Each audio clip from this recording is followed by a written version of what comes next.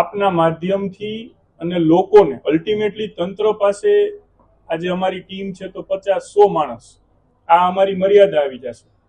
કાયદાથી પણ બંધાયેલા છે, કોઈ પણ જઈને હું કે તમે જઈને રેડ કરી શકતા નથી, એના ક્વોલિફાઈડ પર્સન જ રેડ કરે છે.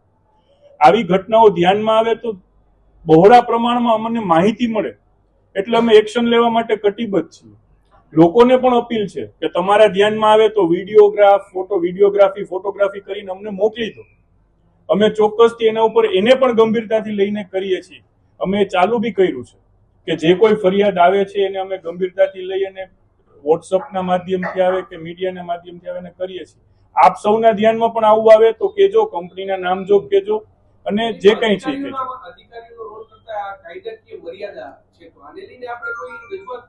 અત્યારે કાયદા જે છે એને ધ્યાનમાં લઈને જ કરવું પડશે. રજૂઆતો ઘણી બધી થઈ છે, રાજ્ય સરકાર પણ કાયદો વધારે કડક બનાવવાની દિશામાં અગ્રેસર થઈ છે, પરંતુ એ પરવ્યુ રાજ્ય સરકારનો છે. અમારી જવાબદારી કોર્પોરેશનની છે, તો કોર્પોરેશનમાં અમારી પાસે જેટલા પાવર છે એટલું અમે મેક્સિમમ કરીએ છીએ અને અમારી પાસે અત્યારે પણ પાવર તો પર્યાપ્ત છે એવું મને જોયા પછી લાગે છે. ક્યાંક ત્રુટી છે, ચોક્કસ ત્રુટી છે. જેમ પોલીસ પાસે સીધા પાવર છે એટલા પાવર નથી, પરંતુ પર્યાપ્ત છે અને કરી શકશું. અને આ તો વેપારીઓને પણ અપીલ છે કે તમે માનવતાના ધોરણે સમજીને બંધ કરો. તમારા નાનકડા નફા માટે તમે સીધું કોઈના ઘર, ફેમિલી ઉપર જાણતા અજાણતા એટેક કરી રહ્યા છો. સૌથી મોટો ઇસ્યુ આરોગ્ય વિભાગ બહુ સતત છે, મોટા કામ કરે છે. હવે એમાં નવી સિસ્ટમ શરૂ થઈ છે. રાજકોટ સિટીમાં પકડે એટલે સીધા રૂરલમાં હોય છે. સંકલનનો અભાવ. રૂરલમાં જાય છે, ખબર પડી જાય કે આ વિસ્તારમાં છે, પણ કોર્પોરેશનની હદની બહાર છે. કોર્પોરેશન કઈ વ્યક્તિ જ છે ને યુનિટ જ હોય છે. આ પ્રકારની સ્થિતિ શરૂ થઈ છે. તો આના માટે સરકારમાં કોઈ કઈ કમ્બાઈન, કારણ કે રૂરલમાં વયા જાય એટલે તમે કઈ કરી નથી શકવાના. ત્યાંથી ઓલરેડી ખબર પડી જાય આ વસ્તુ જે અમારી મર્યાદાઓ છે એ છે જ. એટલે જ કહું છું સંકલન વાસ્તવ વસ્તુ અમારે કોર્પોરેશનના પરવ્યુમાં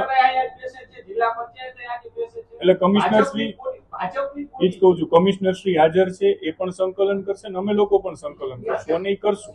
એવું નથી કે જિલ્લામાં કોંગ્રેસ હોય, એમાંય ભાજપ જ છે, અહીંયા ભાજપ છે ને સરકારે ભાજપની છે. આ સંકલન કરવાની મહત્વની વસ્તુ. કેન્દ્રમાં ભાજપ છે, ગુજરાતમાં ભાજપ છે, યત્ર તત્ર સર્વત્ર ભાજપ જ છે. પણ અમે એટલા માટે એક ડ્રાઈવ તો અને ડ્રાઈવ કરતા આખા વર્ષની કેમ્પેઇન જ કહીએ અમે કે આખા વર્ષની કેમ્પેઇન રાજકોટ મહાનગરપાલિકા હવે શરૂ કરે છે.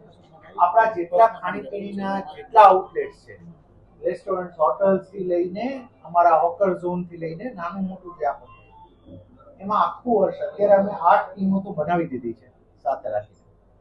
હવે એને પણ અમે આગળ એનહાન્સ કરતા જઈશું, પણ ખૂબ સઘન કાર્યવાહી આ બાબતમાં અમે લેવા જઈ રહ્યા છીએ.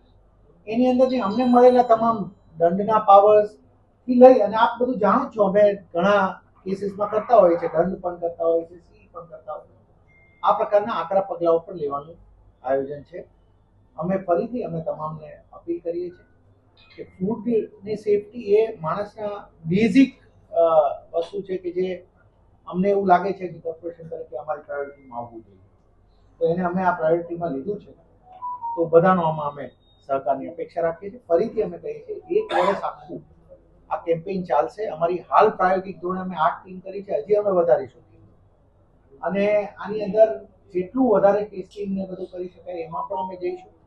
બટ એડલ્ટ્રેશન જે ફૂડની અંદર જે ભેળસેળ કે છે એ કોઈ પણ વસ્તુઓને અમે ચલાવી નહીં. સર, કષ્ટો જે નમૂના લેવામાં આવેલા 3 મહિને 6 મહિને રિપોર્ટ આવે છે, ત્યાં સુધીમાં તો કરોડોની વસ્તુ રાજકોટ આરોગી જાય છે. હવે આપણે બનાવીએ છીએ, આપણી લેબ બનાવીએ છીએ. 1 મિનિટ વાત કરી લઈ પછી તમે પ્રશ્ન પૂછો.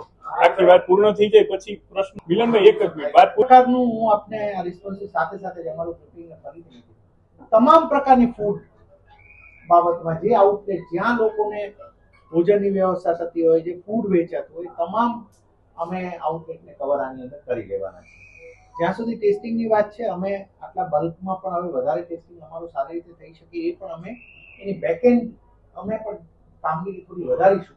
અને આ બાબતમાં હું આપને એ પણ જણાવું, રાજકોટ કોર્પોરેશન પોતાની ફૂડ લેબ પણ હવે ટેસ્ટિંગ લેબ પણ શરૂ કરવા માટેની કરી રહી છે. પણ એની ડેટમાં અમે આને ડિલે નહીં કરીએ, અમે એની માટે ચાલુ જ કરીશું અત્યારથી. અને અમે આને થોડું અમારી રીતે બેકએન્ડ વ્યવસ્થિત કરીશું તો અમને રિપોર્ટ પણ વહેલા આવી જશે. ક્લાઉડ કિચન જે પેલા આપણે પાણીની બોટલ